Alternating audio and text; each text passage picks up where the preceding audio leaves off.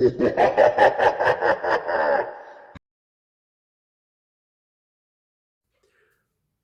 hello there, YouTube, and welcome back. It's a new episode of When Was It Scariest, the show where I get like my top 3 moments in films that have scary moments in spanning decades, and now we're in the swinging 60s.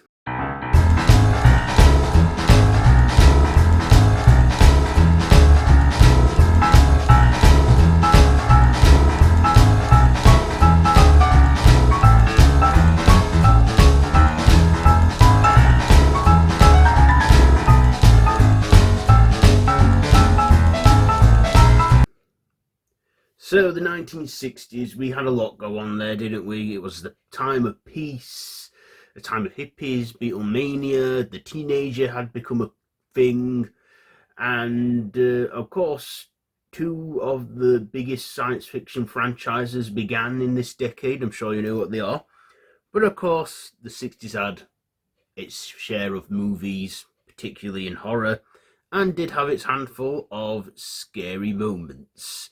So I'm going to get my top three picks from the 1960s horror. Before I get underway, I want to give out an honourable mention to Peeping Tom. You know, that predated Psycho by a couple months. That is an uneasy film. It is quite creepy and disturbing. And I just wanted to throw it in there. I'd say one of the scariest moments is when he's filming the deaths on one of the actresses he has. Okay, let's shut up with that and get on to the top 3, which we're all here for. So coming in at number 3, it is The Feeding Frenzy, Night of the Living Dead. Yes, George A. Romero gave us the modern zombie genre with this classic and basically set the foundation for zombie films. But I would say that one of the moments that I do find a bit eerie is, not just when the dead are like trying to break through the barricaded doors and that, but there's that one scene where they're outside the farmhouse and the zombies all start to eat flesh. They all start consuming flesh, and like I say, probably quite graphic for its time, and I imagine it must have been a scary moment. I mean, this film didn't do well upon release, given the ending and other events, real life events that occurred at that time. But I find, the scene where they're all ripping things apart and eating them, flesh, which is something that zombies do to this day in horror. I do find that an unnerving scene. I mean, I've seen it remastered into colour, and you can tell the blood effects have been altered, because in that scene they actually used Hammond chocolate syrup for better blood effects, which worked in black and white because it was done in black and white. And I think it works better in black and white, if I'm being honest. Gives you that more authentic feel. Also, it was a low budget film, but I do like, and I do find, that scene where the dead are feasting one of the scariest moments. So coming in at number 2 is The Baby, Rosemary's Baby. Yeah, another classic from 1968, and I'm sure the scene, you know what I'm talking about. I could have gone with the scene where it was during the conception, where Rosemary thinks she's dreaming and she sees all her neighbours stood around her naked and she's having sex with the devil, and we look down at the devil's eyes. But the scene I want to talk here is the bit where she gets a good look at her newborn, where she finds out Guy's not his father. Like Guy has, obviously given Rosemary for a successful acting career, and of course Rosemary's birthed the Antichrist. Now we don't see the baby, we don't see the child at all. Our mind is left to fill in the blanks, but how she looks down in absolute horror, that score that's playing, that, that what music I'm on about, where she looks in terror, we know from her reaction that it's something unsettling, and she's there going, "What have you done to him, you maniacs?" And of course, they're all praising it because it's the child of Satan, they succeeded, and yeah. Of course, Rosemary does eventually, care for him, because her neighbours tell her are quite actually reasonable people. They tell her that she doesn't have to join this cult if she doesn't want to, but do insist that she does be his mother, and she does that. She cradles him in his cradle and be's his mother, and the film draws to an end there.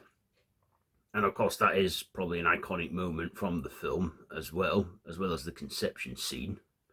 Now, number one, it is the final shot of Norman Bates' Psycho. Now, I could have gone with the iconic shower scene. That is an iconic moment. It's what people associate with the film. It brings in the iconic score, that and, you know, in real life, the filming the scene traumatized Janet Leigh so much she could never shower again. She could only bath. And on the rare occasion she had to shower, she would lock the doors and keep the curtains open. And of course, it was also like the first movie in Hollywood to have a functioning toilet. Yeah. But I could go with another scene as well in Psycho where the detective goes into the Bates house and, you know, Norman comes out and slashes the detective in the face as he stumbles down the stairs. But me, I'm going to go with a more chilling moment that I find unsettling, and that is the final scene where, you know, we found out that Norman has not been fully Norman. He has had that mental conflict with an alternate personality of his mother, and the psychiatrist makes it clear that the dominant personality is won. And we then get that final scene where Norman's alone in the room, wrapped in his blanket, and we don't hear Norman's thoughts. We actually hear his mother's voice in his head because she is now took over, and how he's just thinking and, you know, wandering to himself, and then even says that he's not even going to swat out that fly, and then it just ends with that, why she wouldn't hurt a fly, and then we just get that menacing glare from Norman where he's, you know, smiling sinisterly at that camera. I feel out of the whole film, that was the most unsettling part. And, you know, as it fades out, if you look quickly and closely enough, you see the skull of like his mother. That was another scene as well where they find his mother in the basement. I could have had that in there, but the final, you know, the ending where Norman just glares, I feel like he's breaking the fourth wall and looking at us, the audience, and that is, I find, more disturbing than anything else in the film. So yeah, Psycho, and would plant the seed for what would one day become the slasher genre as well. Psycho was quite a huge hit at its time, suspenseful, and took quite a few plot twists, including changing the story halfway into the film, killing the lead less than an hour in. It's a classic, and Hitchcock did great work on it, and it was a huge gamble when he made it, and it paid off. So yeah, that was my number one pick, and that is when I think the 60s was scariest.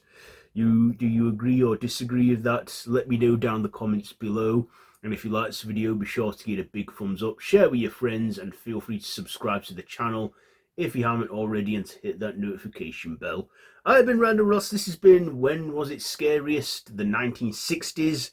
So next time we're going into the groovy 70s. So be sure to like, share, comment, subscribe, hit the notification bell. All my social media links are down below. And you can watch the whole series so far on the channel. So yeah, I'll be seeing you soon, and until next time, don't have nightmares.